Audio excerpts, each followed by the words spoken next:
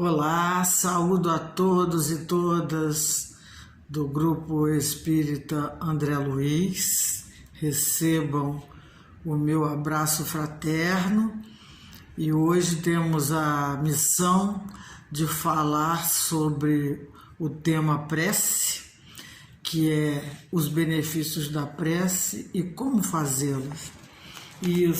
Esse tema está no nosso Evangelho segundo o Espiritismo, no capítulo 27,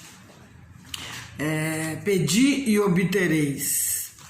E nós então vamos falar um pouco sobre as orações, as preces. Nós usamos muito a palavra preces, mas orar, rezar, fazer preces, estamos na mesma sintonia, com a mesma intenção, né? E então temos um trechinho extraído do livro Pérolas Literárias do Leon Tolstói, que diz lá o seguinte: orar é arar. Então a história conta o seguinte, que um sacerdote, vendo um lavrador que guiava um arado, se aproxima dele e pergunta: se soubesses que ia morrer hoje, justamente hoje, em que empregaria o resto do seu dia? E então responde o lavrador: em arar, respondeu o camponês. O sacerdote, que esperava assim que o bravo lavrador lhe dissesse, passaria o tempo confessando-me, rezando ou indo à igreja, ou coisa do gênero. E ele então, admirado com a resposta do lavrador, ele pensa um pouco e diz o seguinte: meu amigo, tu destes a mais sábia resposta que se pode dar, porque arar é orar. Tem um significado muito profundo, porque pensamos em rituais, em fórmulas, não é? E, na verdade, nós estamos pensando exatamente numa conexão com Deus, uma conexão com a espiritualidade. Nós que acreditamos que nós estamos cercados por uma nuvem de testemunhas, acreditamos que a espiritualidade, que Deus, Jesus, os espíritos de luz, os nossos anjos guardiães, todos eles estão ao nosso redor e trabalham para a harmonia do universo. E que nós, então, arando, estamos cooperando com essa harmonia. E o que seria essa prece, o que seria essa oração, senão a projeção do pensamento no qual, né, com essa projeção, a gente pode estabelecer uma corrente fluídica com uma intensidade enorme e que vai depender desse teor vibratório de quem ora. Então vai depender da nossa sintonia, né, vai depender da nossa vibração, vai depender da nossa calma, da nossa humildade, da nossa fé, das nossas companhias, né, das nossas sintonias.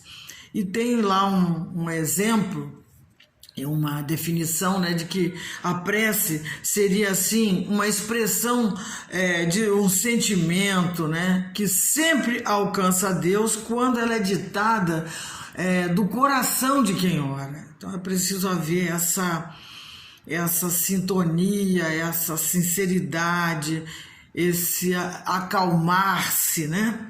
Então nós, quando pedimos a Deus algo, quando estamos precisando de algo, ou nós podemos agradecer também, nós podemos louvar, pedir e agradecer, que são esses os movimentos que a prece proporciona.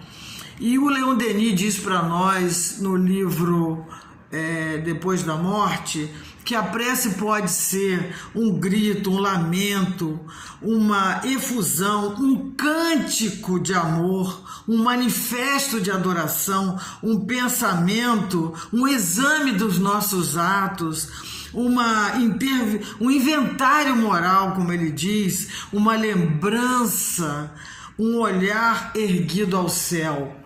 Então, muitas formas de elaborarmos a nossa prece, muitas formas de nos expressarmos o nosso pedido, o nosso louvor, a nossa glória, o nosso agradecimento a Deus. Então, aquele que pede, nós pedimos que Ele nos dê coragem, paciência, resignação, para que a gente possa, então, enfrentar as dificuldades. Nós estamos num momento e num planeta com muitas dificuldades. Nós estamos num planeta de provas e expiações. Para tanto, nós precisamos fazer essa construção, fazer essa conexão com o fluxo divino todo o tempo, para que nós possamos nos apaziguar. Também tem definição no Evangelho, de que a prece é construção, é semear o futuro, é abrir portas para a sua própria história. Então, é um dos maiores recursos de reforma íntima para o nosso equilíbrio, porque todas as vezes que vamos orar, nós então fazemos essa projeção, nós expandimos a nossa alma, para que possamos entrar nesse colóquio com a divindade, para que possamos nos refugiar em nós mesmos e fazermos essa avaliação, fazermos essa autoanálise, esse autodespertar, essa reflexão sobre os nossos movimentos. São diálogos que nós estabelecemos, que a nossa alma estabelece entre nós, a nossa consciência e toda a espiritualidade que nos cercam, toda ela que nos cerca, Então, nós também podemos orar por nós, por todos os outros, pela humanidade. Isso é muito importante. Esse momento, então, requer muitas preces de nossa parte. Nós podemos orar pelos vivos e por aqueles que já partiram dessa vida material. E isso significa que nós acreditamos que a vida continua e que todas as vezes que oramos, nós emanamos amor, misericórdia, solidariedade, paz, coragem, esperança para os corações que sofrem. Na mesa mediúnica, quando temos a oportunidade de dialogar com os espíritos, muitas vezes nós começamos o atendimento quando aquele que se dá por dialogar, que se apresenta para o diálogo, nós começamos muitas vezes fazendo preces, orações, e aqueles que chegam, muitos advindos de outras religiões, muitos católicos, por exemplo, e há momentos, inclusive, que os espíritos pedem: a senhora pode fazer um Pai Nosso? A senhora pode fazer uma Ave Maria? Claro que fazemos. Nós entendemos que a Divina Senhora, ela é um espírito iluminadíssimo e que ela vela por nós. E então não há essa distinção. O que nos liga, o que nos movimenta, o que nos apacenta, o que refrigera uma dor, o que nos dá esperança, é essa intenção, essa vibração, esse amor, esse teor vibratório, por assim dizer, que faz esse consórcio em que estamos ali, não num sentido de superioridade, humildemente colaborando, participando e nos beneficiando desse momento de oração, desse momento de elevação, desse momento de emanação de coragem, de vibrações de coragem e de consolo. Portanto, por que a gente ora? Nós demos agora esse exemplo, né? Então, Jesus orou, nos exemplificou com as orações. É um programa para nós, para a gente se guiar e penetrar na profunda dimensão da divindade. Nós temos que nos linkar, um termo muito novo, mas nós temos que então entrar nesse fluxo divino, elevando os nossos pensamentos, expandindo o nosso perispírito. Então, nos concentramos, nós abrimos essas portas da alma para que possamos entrar em conexão com o fluido cósmico e nos elevarmos, transcendermos. E por que a gente faz isso? Porque nós nascemos dessa experiência de Deus e procuramos essa felicidade a todo custo, essa paz a todo custo, e a gente só compreende isso quando ressignificamos e compreendemos que estamos temporariamente nesse corpo, que somos eternos, que a vida é única. Essa é uma das existências. E quando oramos, na verdade, a oração, a prece, ela nos dá essa consciência da presença de Deus em nós. Ela nos leva, a prece, a oração, nos leva a uma dimensão de que somos mais do que aquilo que a gente conhece, e que em tudo que existe, tudo que acontece vem de Deus. Então, nós precisamos estabelecer esses diálogos, e nós experimentamos isso com as nossas experiências pessoais, particulares, individuais. Nós ensinamos aos nossos filhos que desde cedo que precisamos orar, e não só para pedir, mas é necessário que nós em nossos lares, evangelizando os nossos filhos com os nossos exemplos, com o nosso culto do evangelho, com a abertura, fazendo uma prece, fechando com uma prece, dando oportunidade para que as nossas crianças já comecem a orar espontaneamente, falando do seu coração. É um ensinamento. E quando nós recebemos uma graça, recebemos até algo material, bem visível, bem palpável, e dizer à criança: vamos agradecer a Deus por isso. Não é? Vamos agradecer porque estamos entrando em casa, vamos agradecer a nossa refeição, vamos agradecer porque agora estamos todos aqui reunidos e podemos pensar pela semana toda que passou e agradecer todas as bênçãos que recebemos, trabalhando essa questão concreta de agradecer a vida, a oportunidade de estarmos juntos, a oportunidade de servir, amar e progredir. É um exercício, e isso é fundamental para que a gente entenda e implemente, né, nesse exercício, a presença de Deus em nossas vidas e essa educação para a nossa espiritualização. Então nós oramos, fazemos esse movimento rumo à esfera superior, buscando as potências celestes, buscando o amor divino, que é a essência que a gente busca, e aí tem as diversas fórmulas, né, entre aspas. Nós podemos fazer isso verbalmente, nós já falamos antes do exemplo do Leon Denis, mas também podemos fazer isso de forma silenciosa, numa vibração, num pensamento. É preciso que a gente se concentre, não é? Para que esse acesso, essa interlocução com a espiritualidade possa se fazer. E ela aparece em diversos graus, né? Isso tem uma gradação. Começa com um desejo nosso, um desejo íntimo, de fazermos esse pedido, fazermos esse agradecimento, de glorificar a presença de Deus em nós, e começa em nós até as exaltações dos anjos.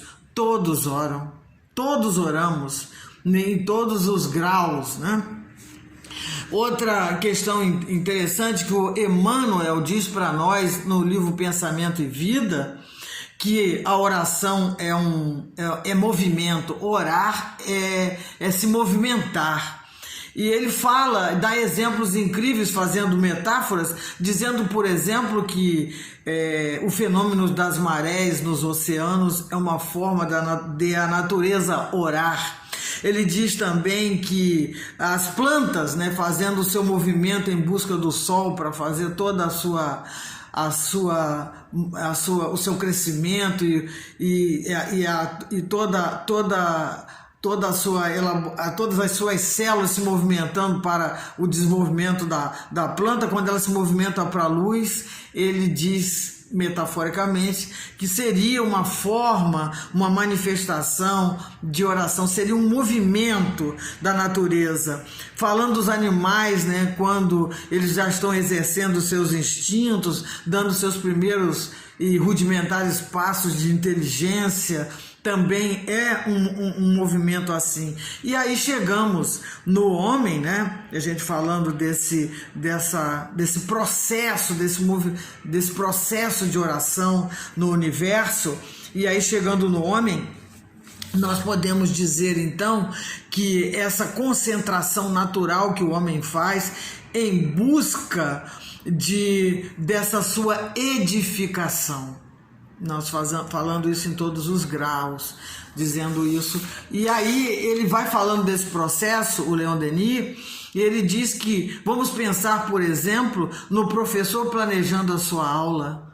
Então ele está trabalhando esse processo e esse é um movimento de oração. Vamos pensar que orar é arar. Vamos pensar no médico, no cientista, quando ele está lá trabalhando as suas pesquisas, ele é um processo de oração, é um movimento, né? É um movimento, uma conexão com a divindade e da divindade com as criaturas, né? O administrador planejando o seu serviço também é um processo que podemos dizer que é uma oração. Vamos pensar, por exemplo, no músico criando as suas notas, fazendo essa transcendência, fazendo esse movimento, e quando ele toca o seu instrumento, as notas, né, que saem, muitas mesmo em forma de orações, essa sonoridade, essa conexão, esse processo, esse movimento. E hoje nós temos, por exemplo, a musicoterapia como um trabalho uma terapia de cura, uma terapia curativa, usando a música, usando essas sonoridades. Esse também considerado um processo de oração, um movimento, ainda nos pegando na metáfora que o Emmanuel coloca no livro Pensamento e Vida. O pintor, as artes de modo geral, né, nas suas expressões, quando nós contemplamos, quando nós entramos em contato com as cores, que as emanações, elas limpam as retinas e a mente de pensamentos.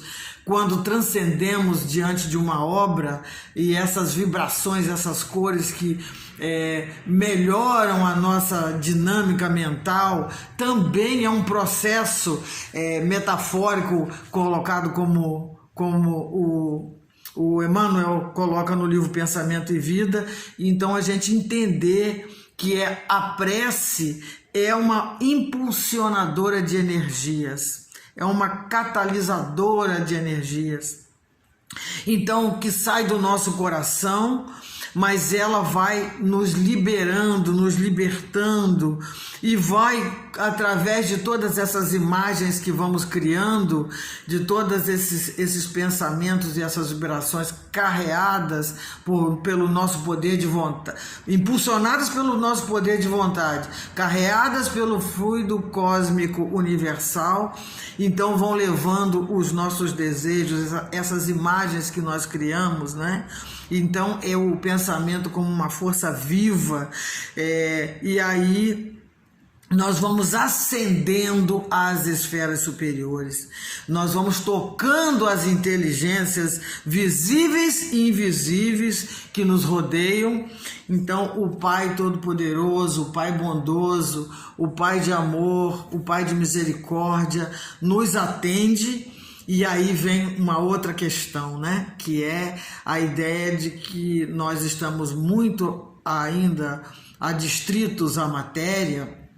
Então nós pensamos, nós queremos uma saída, muitas vezes, queremos escutar uma opinião, uma resposta quase que materializada, uma manifestação material de Deus para conosco, conquanto muitas e todas as vezes vem em forma de intuição, de inspiração, ou por mãos de anjos, entre aspas, que vêm em nossa direção para nos acolher, nos ajudar, nos inspirar, solucionar, estender a mão, secar a nossa lágrima, agasalhar o nosso coração, fazer uma caridade mesmo material por terceiros, né?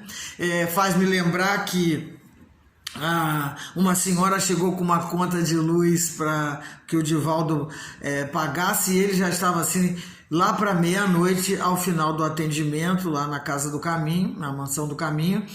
E aí ele pensou, meu Deus, a senhora se dirige a ele dizendo assim, olha, foi um anjo que me mandou aqui. Ele fala isso e isso é engraçado. Aí ele diz, como assim um anjo? Não, eu perguntei se ele podia pagar essa conta, ele disse, não, eu conheço uma pessoa muito caridosa que vai poder ajudar a senhora. E então ele pensou, poxa, por que então que ele logo não resolveu isso? Né? Se ele era o anjo, por que ele não pagou a conta? E então a Joana aparece para ele e diz assim, olha, ela orou, pediu e ela foi guiada até aqui, então é com você, a responsabilidade é sua. É só um exemplo, né? E ele conta isso com muita graça. É só um exemplo, né, para dizer que a gente pede, mas a gente não sabe como é que essa resposta, né, que esse atendimento, que esse socorro, né, que esse alento vai chegar, mas ele chega de muitas formas. Quando, à medida que vamos amadurecendo, à medida que entendemos o real significado da nossa vida aqui, de onde viemos, por que aqui estamos e para onde vamos, esse nosso modo de orar, ele é muito mais maduro, muito mais consciente e também muito mais sereno. Evidente que nós somos humanos e temos as nossas limitações, mas isso facilita quando nós nos concentramos, quando nós entendemos que quando nos reservamos, nos fechamos no quarto, como diz o Evangelho, né, de Mateus, que é para se recolher e então elevar o pensamento a Deus fora dos barulhos, etc. Mas oramos em qualquer lugar, dependendo das circunstâncias e das necessidades. O tempo todo temos que estar conectados. Mas, ainda falando da nossa maturidade, quando nos concentramos e já entendemos a presença do nosso amigo espiritual em torno de nós e que nós estamos mais asserenados, essas nossas preces, as nossas orações, elas fluem, elas penetram no fluxo divino com muito mais efetividade. E nós percebemos essa conexão quando nos acalmamos, quando nos sentimos mais fortes, sentimos a presença mesmo da espiritualidade amiga para nos encorajar. E aí tem aqui um trecho que é do Evangelho mesmo, que a gente se referiu, como orar, né? Quando orardes, não vos assemelheis aos hipócritas que afetadamente oram aos pés das sinagogas e nos cantos das ruas para serem vistos pelos homens.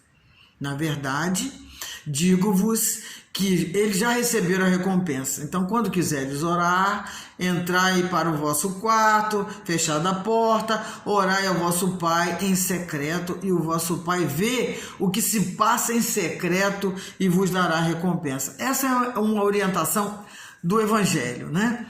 Se quiser entrar em conhecimento profundo com Deus, o convite de Jesus é que nós precisamos ir um pouco além, né? Entrar para o quarto, fechar a porta e estar em segredo na verdade, é porque assim nós nos colocamos diante da presença divina. O nosso quarto, na verdade, é o nosso interior, né? É o interior de cada um, né? O quarto interior de cada um. Entrar e deixar lá fora, momentaneamente, as confusões e as lutas do dia a dia. Fechar a porta é deixar de fora o ciclo dos pensamentos, é abrir mão do diálogo interno e dos comentários mentais, né? Que a gente começa a fazer a prece e daqui a pouco vem um pensamento que não tem nada a ver com a prece, e a gente para, volta. Depois de muitos treinos, porque meditar também é um bom exercício. A meditação nos ajuda muito para acalmar o pensamento. Nós nunca paramos de pensar, obviamente, mas esse treino, ele traz para nós um apacentar no campo mental, para que a gente então foque naquilo, nessa conexão que queremos fazer com Deus. Então, o nosso Pai Celestial, a espiritualidade amiga, a divina providência, a divina luz, a Divina Senhora, os espíritos amigos todos, eles entendem, né, que estamos nesse silêncio, nessa visita a esse quarto interno, e os efeitos acabam chegando. Mais tranquilidade diante dos nossos programas que ainda não conseguimos realizar, mais paciência, mais tolerância, mais saúde, mais harmonia nos relacionamentos.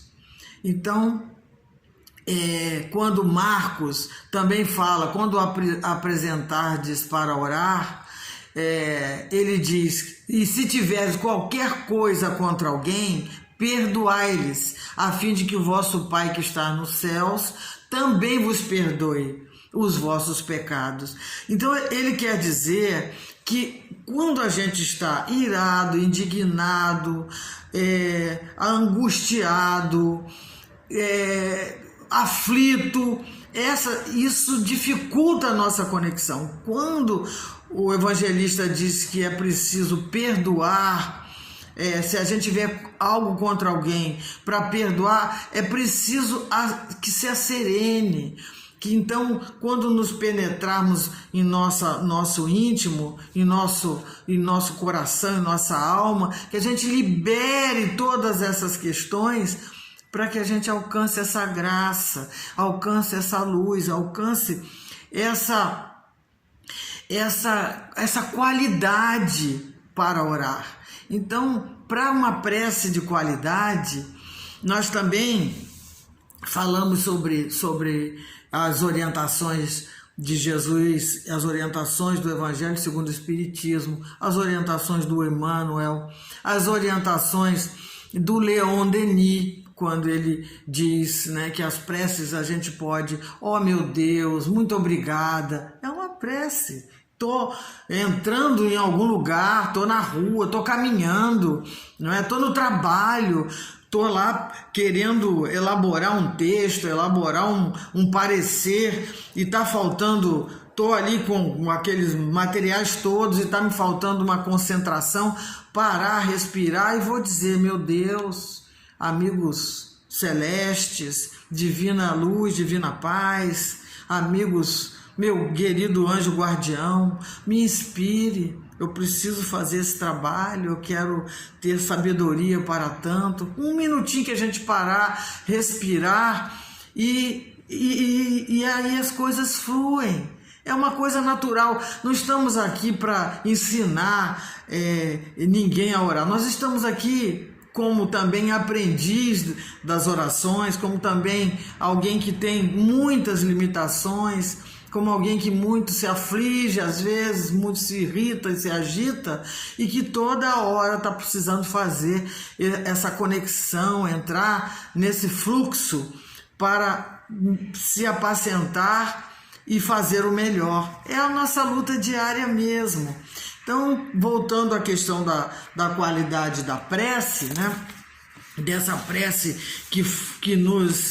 que faz com que nosso poder de vontade, nosso pensamento, aquilo que tange, que movimenta o nosso coração, que a gente sente os reflexos iluminativos, que a gente sente a presença da divindade em nossos corações, que a gente ali recolhido no nosso altar interno, né? Esse nosso quarto é o nosso altar interno. Nós então recolhidos a isso, buscamos essa inspiração. E como é que fazemos para melhorar essa qualidade, melhorar essa vibração? O Evangelho diz para nós que primeiramente precisamos nos colocar num movimento de humildade diante de Deus, diante dos seus desígnios, reconhecendo, fazendo essa reflexão de nossas limitações, mas também de nossas potências, de nossas qualidades, de nossos progressos. É preciso que a gente se reconheça alguém que já avançou. Nós já passamos por muitas existências, portanto, já temos alguns degraus que a gente já subiu. É preciso que a gente se reconheça isso humildemente. Para ter qualidade, a questão da privacidade, muito propriamente diante desse nosso altar interno. Mas é claro que se vamos fazer um culto do Evangelho em nossa casa, se nós estamos na casa espírita, se nós vamos fazer algum tipo de atividade na casa espírita, nós temos uma ambiência propícia. Mesmo assim, esse ambiente é privativo, ele é próprio. Quando nos privamos na nossa casa, nós entramos no nosso quarto, entramos no nosso ambiente onde habitualmente fazemos o nosso culto, isso é um momento privativo, um momento de recolhimento. É disso que a espiritualidade fala, é a orientação dos espíritos, a orientação propriamente do Emmanuel, da Joana de Anjos, que a gente acabou por ler. Outra questão importante, né, essa ideia da humildade é a ideia do perdão que a gente acabou de falar, é liberar. Se estamos magoados e enraivecidos, nós estamos vinculados, e isso dificulta a nossa conexão com a divina luz. Essa privacidade também não é que a gente precise fazer uma prece para que todos escutem, né? Essa coisa de se colocar em evidência, Deus, porque eu, né? É um exercício que a gente vai aprendendo. Outra questão também é a questão da objetividade. O que eu estou pedindo? O que eu estou precisando? O que eu estou... o que eu agradeço? O que eu glorifico? Eu preciso ter objetivo, né? Outra questão importante é a questão da misericórdia, da compaixão, porque vamos fazer preces por nós, pelos outros, pela humanidade, né? Pedimos pelo bem-estar de todos, nos incluímos nesse ambiente porque esse pensamento de que somos irmãos, estamos todos conectados com a divindade, nós somos todos aqui, estamos a caminho do progresso. Precisamos nos promover espiritualmente, moralmente, não é? Agora com tanta dor e crise, materialmente inclusive, não é? A caridade, essa misericórdia, esse sentimento de bondade, de compaixão para conosco e para com todos. Na hora da prece é preciso que suscitemos também esse tipo de sentimento e essa disponibilidade para se autotransformar. Nós precisamos estar disponíveis. Quando nos colocamos humildemente diante de Deus, nós estamos dizendo a Ele que temos as nossas falhas, as nossas limitações, mas que estamos dispostos a fazer essas mudanças. Então, examinamos as nossas imperfeições e e colocamos objetivos nessa mudança, nessa transformação. E não faz, também a prece não pode ser uma prece afetada, né? Barulhenta, cheia de... Quando saímos da nossa sinceridade, da nossa calma, da nossa espontaneidade, a gente se perde. A gente se perde. Então ela não passa daqui, né? Ela não alça com o fluxo, não atingimos ao fluxo divino, ela fica no entorno de nós, as palavras, palavras e palavras. Dizem-nos os Espíritos também que a prece, ela harmoniza o tom vibratório de cada um de nós. Ela revitaliza o metabolismo perispiritual. Nós fluímos melhor. Nós nos apaziguamos. Ela reorganiza o campo das moléculas. Não é? Então, é sempre resultado salutar. A prece, ela evita doenças originárias de vibrações desorganizadas da mente desequilibrada. Então, estamos em desalinho, mente em desalinho, recolhimento e prece para isso acalmar, para que a gente se reorganize. Quando oramos, nós abrimos a possibilidade para que a luz se faça perene em nossa volta e possibilitamos a receptividade para que Deus, através dos seus emissários, nos auxilie e fortaleça.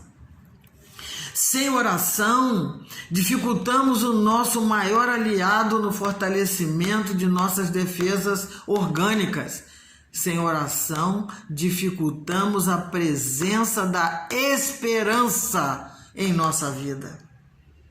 A esperança, prece, é também um movimento de esperança. E alguém com coração esperançado é alguém motivado, é alguém se elevando, é alguém com um sentimento de amor, com um sentimento de algo a realizar, a construir, não é? A esperança, ela pode ser exercida, a gente começa mudando o nosso modo de ver as coisas, acreditando que há uma causa e que haverá uma consequência. Para tanto, nós estamos então pedindo essa mudança, essa transformação. Então, se a causa é uma dor, é uma aflição, é um pensamento em desalinho, com esperança, fazendo esse movimento em direção a Deus, nós teremos como consequência aquilo, o resultado paz, o resultado esperança, o resultado alegria, o resultado sabedoria para dar solução àquilo que nos aflige. É importante que a gente busque a prece em nossa prática diária, porque a gente vai beneficiar tanto a nós quanto alguém que ora por nós. Entramos na sintonia com eles, né? Então, seja o que for que a gente peça na prece, a gente creia que vamos obter. É certo que às vezes a gente acha que as nossas súplicas vão mudar os decretos de Deus, a gente acha isso? É claro que não, né? Porque tem leis que são imutáveis, mas a crer que as circunstâncias da vida não vão poder ser trabalhadas com a sabedoria, com a misericórdia, com a caridade, com pensamentos nobres, com a esperança. Às vezes a gente pensa que uma solução é X e está vindo Y pela mão de um grande amigo, de um grande companheiro, e é assim que é a vida, né? Nós temos os nossos compromissos, o nosso compromisso com a sociedade onde nós vivemos, e a gente precisa pedir a Deus sabedoria e se colocar à disposição de Deus para esse serviço, o serviço da promoção humana. As grandes obras de promoção humana é um processo de oração, é um processo, é um movimento que o homem faz, que o ser humano faz em benefício daqueles que sofrem.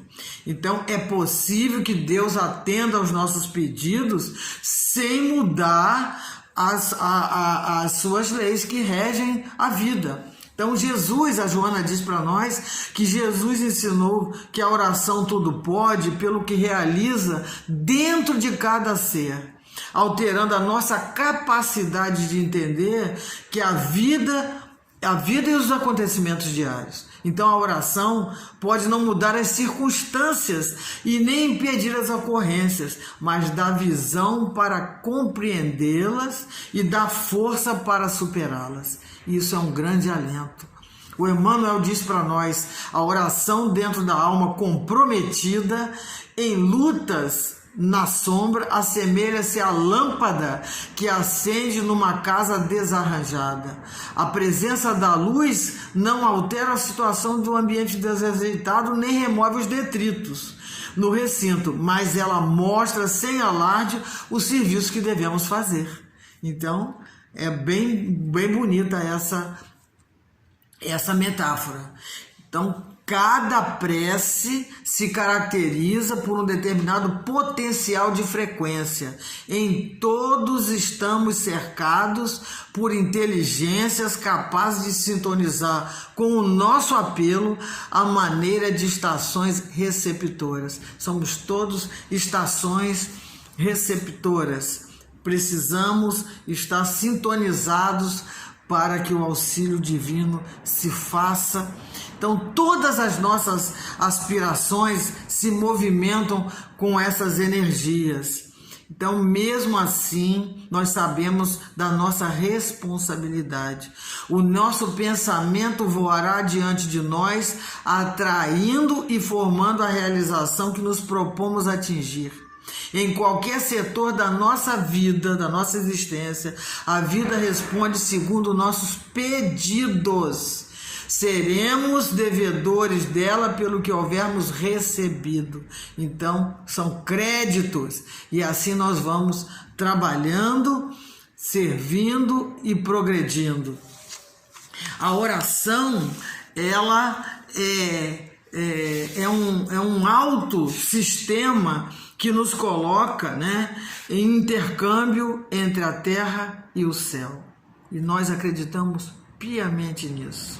Nós sabemos que a misericórdia divina não abandona a nenhum de nós, os seus filhos.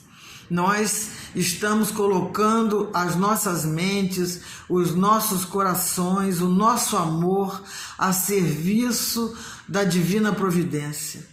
Rogamos misericórdia para todos os trabalhadores dessa seara do amor divino em todas as religiões, em todos os cantos da terra.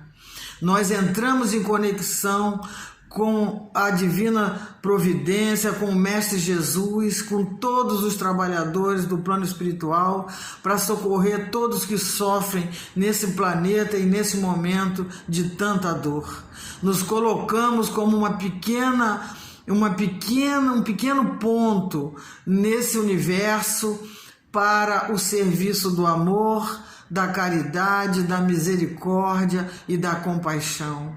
Que nossas orações, que nossas vibrações, que nossa caridade, que a benevolência, que a misericórdia, que os atendimentos aos hospitais, que aqueles que estão saciando a sede e a fome, aqueles que estão agasalhando os corpos desnudos, aqueles que estão secando lágrimas, aqueles que socorrem os caídos e desvalidos, os degredados estão em processo de oração. Esse momento é um momento de clamor a todos que se solidarizem, que amem, que tenham boa vontade e que diga sim, sim, não, não. Isso não é falta de caridade. Nós temos responsabilidade para fazer cessar os atos danosos aos semelhantes. Todos temos essas responsabilidades. E tudo isso é como um processo de oração de conexão. Que Jesus, na sua divina misericórdia, que todos os amigos da luz, que o André Luiz proteja a todos que sofrem, a todos que trabalham, a todos que glorificam, a todos que louvam. Esse é um momento muito fundamental para que nossos corações e mentes estejam em conexão com o fluxo divino, com o fluxo do amor, da caridade. Muita luz, muita paz, gratidão.